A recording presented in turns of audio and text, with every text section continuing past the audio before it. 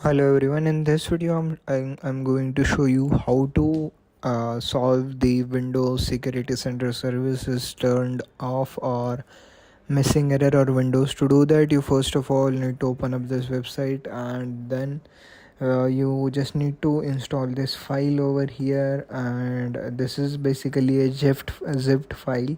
So once it installed, you need to extract it to the location that you want on your computer.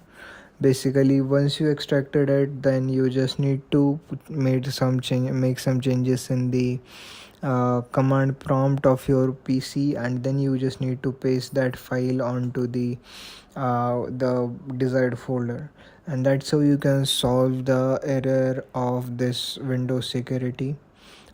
This website is not loading right now, but just follow the steps I have said in that video and you will be able to do that. If you found this video useful, make sure to like, share and subscribe to my channel.